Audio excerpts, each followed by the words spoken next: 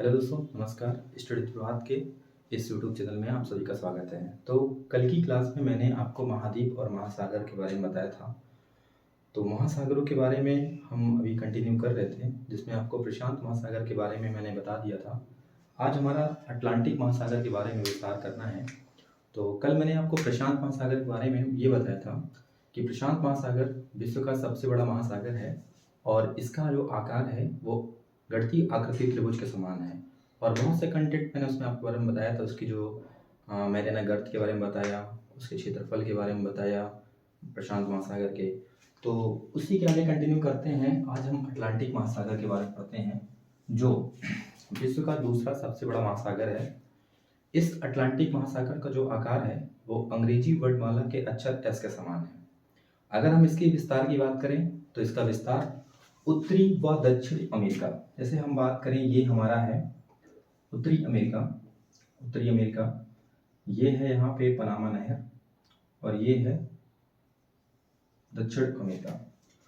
तो दक्षिण अमेरिका के बाद उत्तरी अमेरिका, दक्षिणी अमेरिका, यहाँ पड़ता है यूरोप।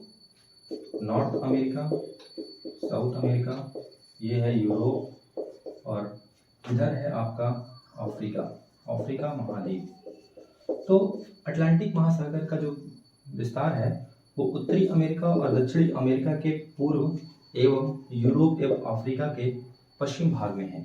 यानी जो ये स्पेस आप देख पा रहे हैं, यहाँ पे है अटलांटिक महासागर, और इसका जो आकार है ये एस के समान है। यानी कि अटलांटिक महासागर का जो विस्तार है वो अंग्रेजी वर्णमाला के अक्षर एस के समान है। इस महासागर के भीतर एक कटकनुमा संरचना पाई जाती है, जो कि मैंने फिगर में यहाँ ड्रॉ किया हुआ है। जैसा कि आप देख पा रहे होंगे कि कटक क्या होता है। सबसे बड़ी बात है कि कटक क्या है। कटक जो होता है वो समुद्री, यानी कि समुद्र के अंदर एक पर्वत होता है, जिसे पर्वत कहते हैं। कचरा का एक ढेर होता है जो पर्वतनुमा हो जाता है। तो पर्वत होता है और वो मलबा होता है, इकट्ठा होता रहता है, पर्वतनुमा एक संरचना ले लेता है, उसे लोग कटक कहते हैं। तो अटलांटिक महासागर के अंदर एक कटकनुमा एक संरचना पाई जाती है, जिसे मध्य अटलांटिक कटक कहते हैं। मध्य अटलांटिक कटक के विस्तार के बारे में बात करें अगर हम, तो इसका विस्तार उत्तरी भाग में आइसलैंड से लेकर बोवेट द्वीप तक होता है। आइसलैंड, ये देखिए, इसके अटलांटिक महासागर के मध्य से एक रेखा जाती है, जिसे हम लोग 0 डिग्री रेखा कहते हैं। इसको हम लोग भूमध्य रेखा भी कहते हैं। तो भूमध्य रेखा इस अटलांटिक महासागर के जो कटकनुमा संरचना है उसके ठीक मध्य भाग से गुजरती है, और ऊपर वाले भाग को हम लोग डॉल्फिन कटक कहते हैं। इसके ठीक नीचे वाले भाग को चैलेंजर कटक कहते हैं। तो इस कटकनुमा की संरचना के विस्तार के बारे में हमने बताया कि इसका विस्तार आइसलैंड से लेकर बोवेट द्वीप तक है। इसके ठीक मध्य से, इस कटकनुमा संरचना के ठीक मध्य से एक भूमध्य रेखा होकर गुजरती है। भूमध्य रेखा पृथ्वी के ठीक मध्य से हो गुजरती है, जो पृथ्वी को 2 बराबर भागों में काटती है। तो डॉल्फिन कटक और चैलेंजर कटक, ये अक्सर एग्जाम में पूछता है कि डॉल्फिन कटक का विस्तार अटलांटिक महासागर के किस तरफ है, यानी उत्तर है या दक्षिण है।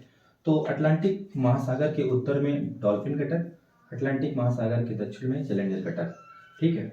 और ठीक इसके मध्य में एक गर्त है। सबसे इंपॉर्टेंट टॉपिक है कि अटलांटिक महासागर के अंदर जो कटकनुमा संरचना पाई जाती है उसके ठीक मध्य में, यानी ठीक बीच में एक गर्त है, जिसको हम लोग रोमांस गर्त कहते हैं। ये है रोमांस गर्त, जो इस कटक के ठीक मध्य भाग में है, और 0 डिग्री रेखा उस गर्त को काटते हुए जाती है। तो ठीक इसी प्रकार अटलांटिक महासागर के विस्तार के बारे में सभी महत्वपूर्ण तथ्यों को हमने बताया। एक अंतिम टॉपिक, एक अंतिम तथ्य अटलांटिक महासागर में ये है कि अटलांटिक महासागर विश्व का सबसे व्यस्ततम महासागर है। तो ये अक्सर एग्जामों में आता है कि अटलांटिक महासागर निम्नलिखित में से कौन सा महासागर सबसे व्यस्ततम है। तो सबसे व्यस्ततम अगर आता पूछता है तो अटलांटिक महासागर विश्व में सबसे व्यस्ततम महासागर है। तो ठीक है, आज हमने आपको अटलांटिक महासागर के बारे में बताया। ठीक आगे की क्लास में हम आपको हिंद महासागर के बारे में बताएंगे। तो आज का लेक्चर हमारा समाप्त होता है। धन्यवाद।